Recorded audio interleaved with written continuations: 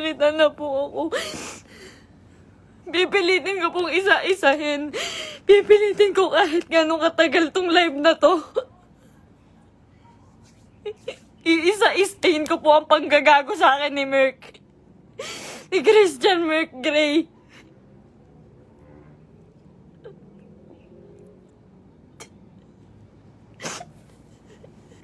Ginago po ako ng taong yon. Ginamit po ako ni Christian Merc Gray. Lahat po ng nangyayari sa lahat ng video namin, mula umpisa hanggang ngayon, scripted. Lahat po yun sinunod ko dahil mahal ko siya. Dahil gusto ko ibigay yung buhay na gusto niya. Kung magtataka po kayo kung bakit maraming nawawala sa amin sa Team Merpay dahil sa kanya. Dahil po sa ugali ni Merc. Napakademonyo po ng ugali ni Merc. Ginago niya po lahat.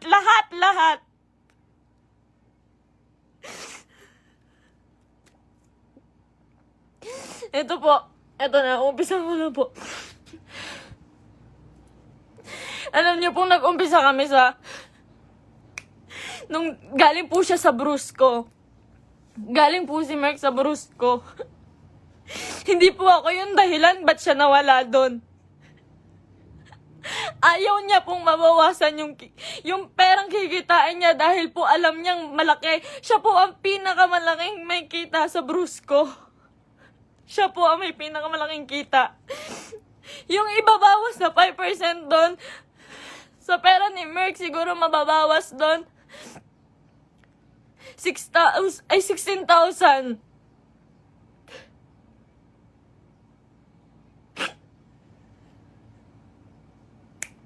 Lahat po ng kaibigan niya, ginamit niya.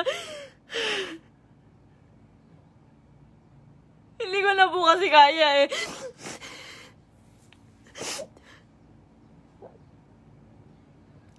Sobra po yung ginawa ni Merc. Sobra. Hindi ko na po kaya. Pasensya na po kayo.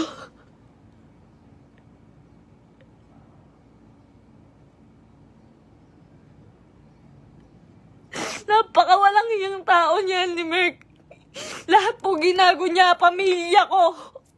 Lahat po ng tao sa paligid niya, ginamit niya po. Scripted po lahat ng nangyayari. Sinusunod ko po siya. Kung makikita niyo po, lahat po ng video namin, puro bastos dahil po yun sa kanya. Ayoko po nun, walang may gusto nun. Kayo na pong bahala kung maniniwala kayo ngayon. Wala pong may gusto nun. Lahat po binigay ko sa taong yun.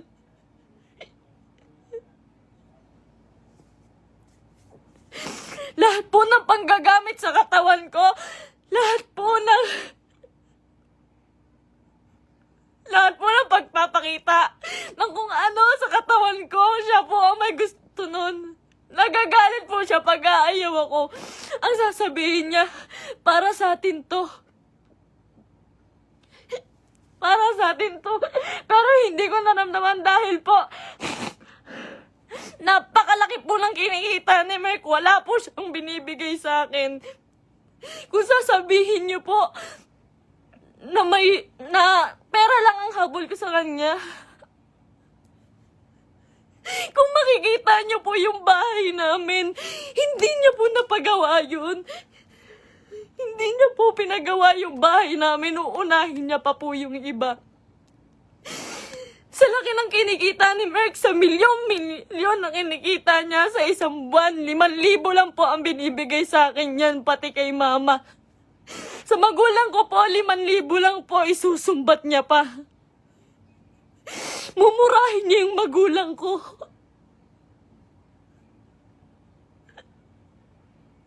Sasabihin niya, manang-mana ka sa magulang mo. Ang bobobo niyo. Lahat kayo plastic. Ginaganon niya po yung magulang ko, hindi ko na po kaya. Ngayon po, Nawawala po si Merk ngayon. Nawawala po si Merk ngayon. Lahat po ng nangyari scripted po. Scripted. Tinatago po ako ni Merk. Tinatago niya po ako. Tinatago niya po ako. Hindi niya po ako pinapalabas. Ayoko na po. Ayoko na talaga. Ayoko na po talaga. Ayoko na po. Ang ginagawa niya lang po. Nandito po ako ngayon kasi nawawala po si Merk. 6 na araw na po siyang nawawala. Kasama niya po yung babae niya. Yun dun po sa...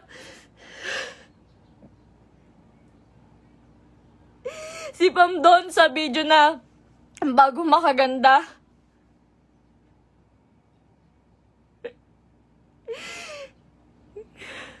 Huwag niya po sisihin yung kambal doon, si Chen Chen tsaka si Tantan.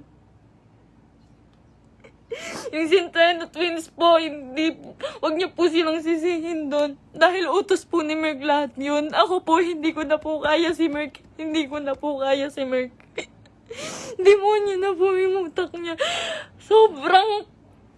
Sobrang mukhang pera. Sobrang mukhang pera ni Merk. Lahat ng tao ginagago niya.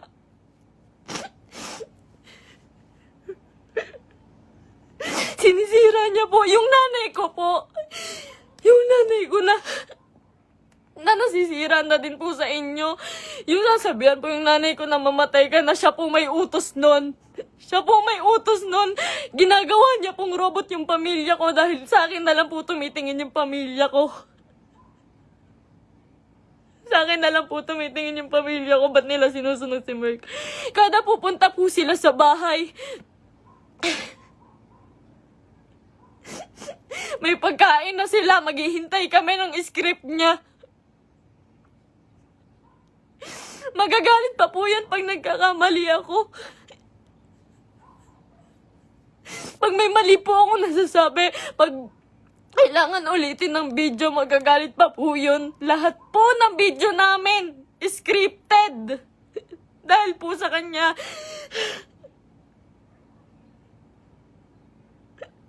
Sobrang abusado. May babae po si Merk ngayon. Yung babae nga, yung Pam po.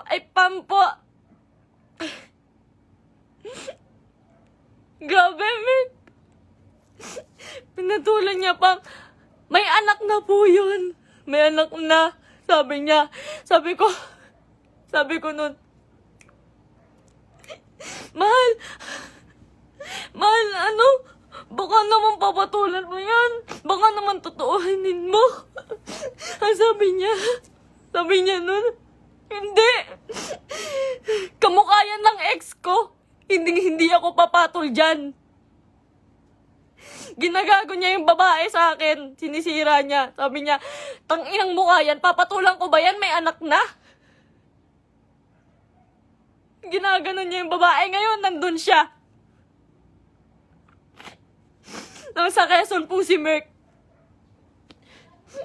May katibayan po ko. Lahat po. Lahat. Kahit sa chat, kahit yung babae. Nahuli ko po kasi dahil po dun sa post ng babae. Nag-post po yung babae. Nakasama po yung sasakyan namin. Tapos yung cellphone ko po, nagla-login po yun sa Quezon.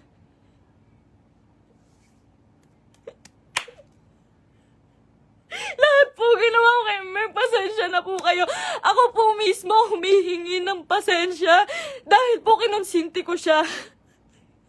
Mahal ko lang po talaga. Ngayon lang ako natauhan. Sobrang dami kong kaibigang nilayuan. Pamilya dahil ayaw nila ng video namin ni Merk. Sobrang dami ko pong nilayuan. Wala po akong kaibigan ngayon. Wala po akong kahit sino ngayon. Dahil kay Merk. Dahil iniingatan ko po siya.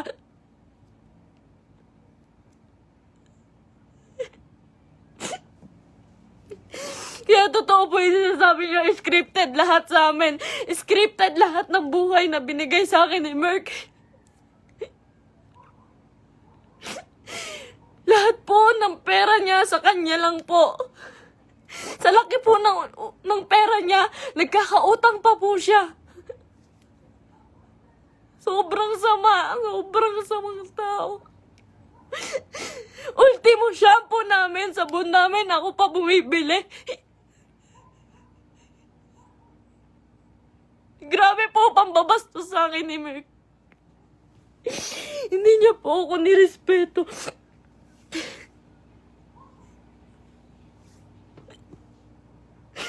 Nawalan po ako ng kaibigan dahil sa kanya. Huwag niya po sisihin lahat po ng taong nakapaligid kay Merk. Dahil po lahat yun inuutusan niya. Sobrang bossy. Hindi niya naman po pinapalamon.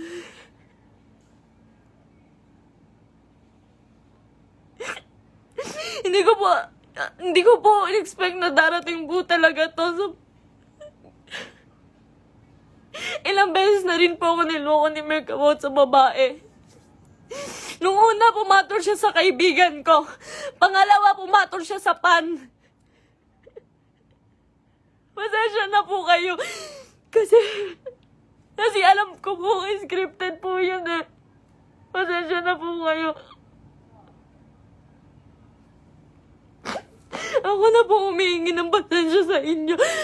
Ginawa ko lang po yun kasi sobra po akong nagmahal.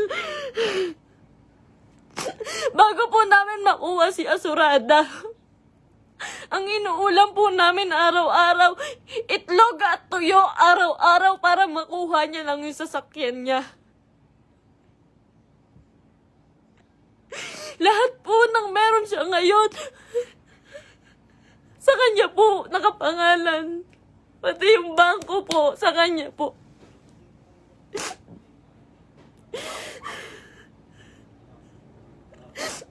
Paghihingi po ako sa kanya, hindi po yun magbibigay. Ultimo sarili kong damit, ako pa bumibili. Sa isang buwan po, 5,000 lang ang binibigay niya sa pamilya ko. Tapos susumbatan niya pa. Lahat daw binigay niya sa akin. Yung singseng, sabi niya, 170K daw po yun. Malaman-laman ko, 30,000. Yung tatay ko, binastos niya. Binastos niya yung tatay ko. Hindi po siya nagpaalam sa tatay ko na magpropose siya. Nung time na yun po, hindi po maganda yung nangyari. Yung proposal po. Hindi po ako naniniwala sa proposal na yun dahil po alam ko na hindi totoo, na para lang yun sa video. Lahat po kay Merk hindi totoo.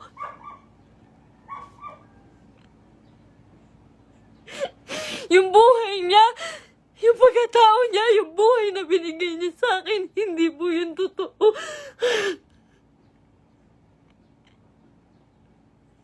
Lahat po ng kaibigan niya na malalapit sa kanya, ginago niya po lahat yun.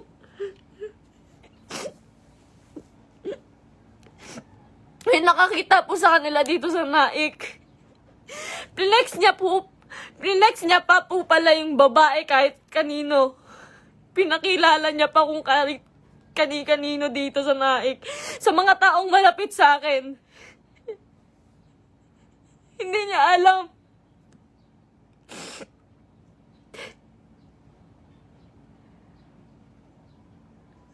Grabe po yung ginawa sa akin.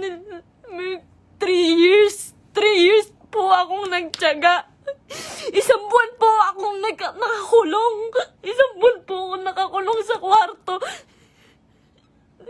Kinukulong niya po ako kasi bawal daw po ako makita ng kahit sino ng kapitbahay. Nandito lang po ako pag uuwi po ako sa Antipolo. Madaling araw niya po ako iuuwi doon para walang makakita sa akin.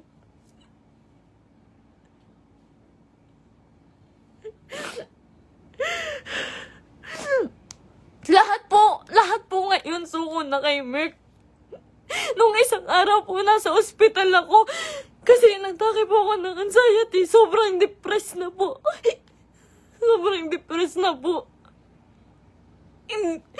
Hindi niya alam yun. Hindi niya alam na naghahanap ako sa kanya. Kahit saan naghahanap po ako.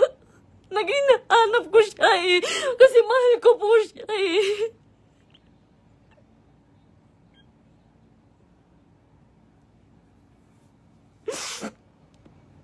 Ilang araw po wala akong tulog. Wala akong kain. Kakahanap sa taong yun. Tapos malaman-laman ko na kasama niya yung babae.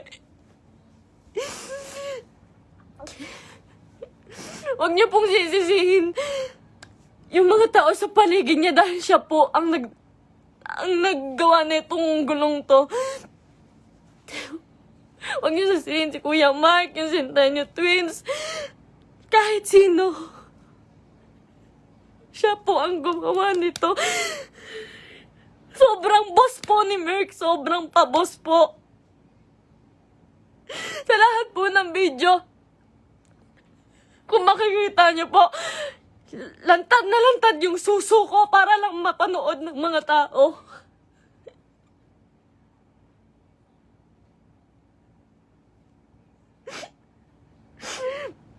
Para lang panoorin niyo, para lang magkapera siya. Lahat po ng taong nawala po sa amin, hindi ko po masisisi. Eterners TV, Brusco, Arnold, Tatay Onin. Marami pa pong nawala sa aming mga kaibigan dahil po sa kanya. Dahil hindi po nila kaya. Hindi po nila kinakaya si Merck. Nagmahal lang po ako. Pasensya na po. Pag mag-short film po kami, magkamali lang po ako ng unti. Nangina naman mahal, galingan mo naman. Pati po pagkapahulog ko po sa hagdan, hindi po yun totoo. Ang sakit po ng katawan ko nun pagtapos. Ginawa ko yun sa kanya nung nagpakahulog ako sa hagdan.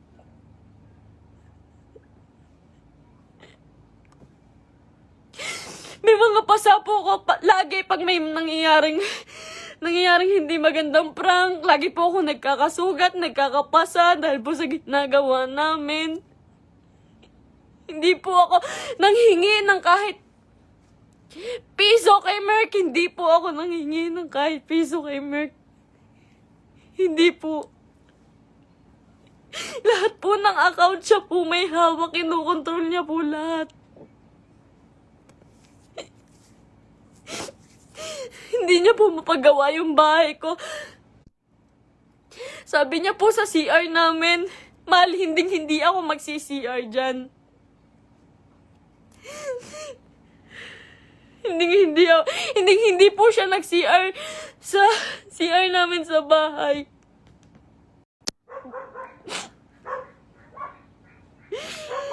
Pero hindi niya po yun mapagawa. Tinitiis niya po yun. Kayo na pong bahala kahit hindi na po kayo maniwala. Hindi ko po kayo masisisi.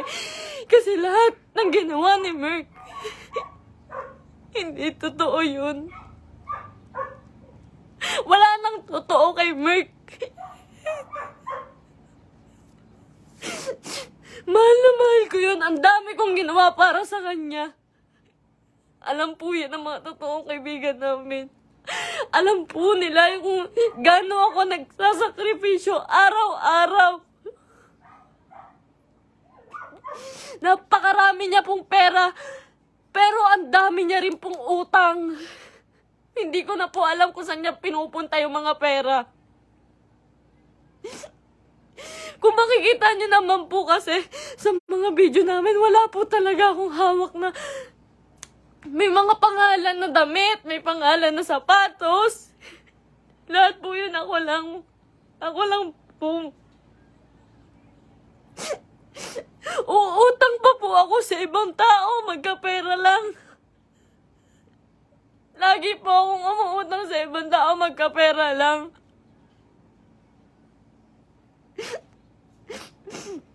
Ayun po, hindi ko na po kaya. Hindi ko na rin po talaga kinaya. Wala pa po akong wala pa po akong tulang kain. Na-hospital pa po ako. Hindi po ako nagmamakaawa sa inyo. Wag po kayong maaawa sa akin. Gusto ko lang naman po sabihin sa inyo yung totoo. Kasi ayoko na pong may mga taong masaktan. Ayoko na pong... Hindi ko po kasi talaga kaya yung mga bash.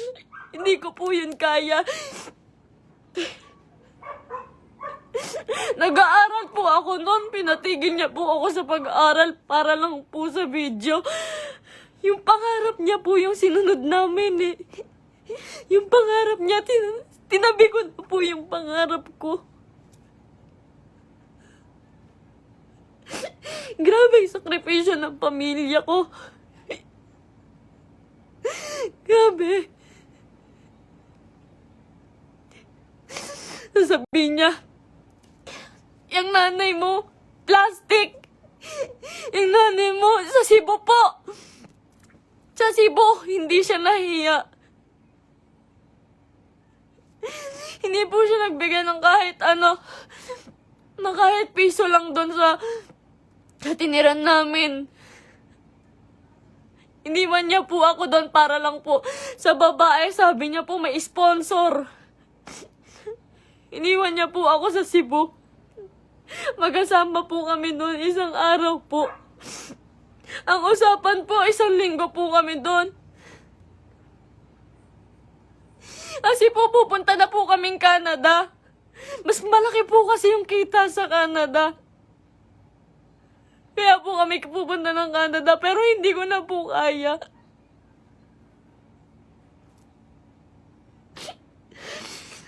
Ganito, ngayon, fiancé niya pa lang po ako, pero grabe na po yung ginagawa niya sa akin. Sobrang mukhang pera ni Merk.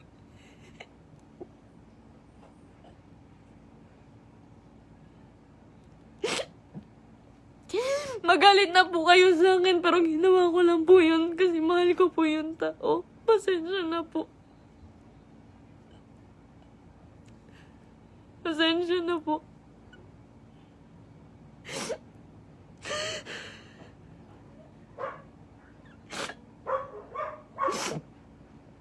Ngayon po, wala pa rin po si Merk. 6 na araw na po siyang nawawala. Pinabayaan niya po ako mag-isa nang walang pera. Wala po akong hawak na pera. Pinabayaan niya po ako. Iniwan niya po ako. Ang dami ko na pong utang ngayon kasi po wala akong hawak na pera. Tapos hahanapin ko siya.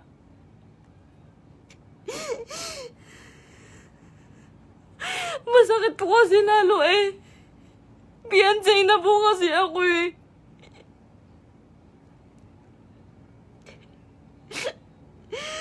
Sobrang pasensya na po sa inyong lahat. Sobrang pasensya na po. Mahal ko lang po yung tao. Pero ngayon po suko na po ako. Pagod na po ako. Pagod na ako.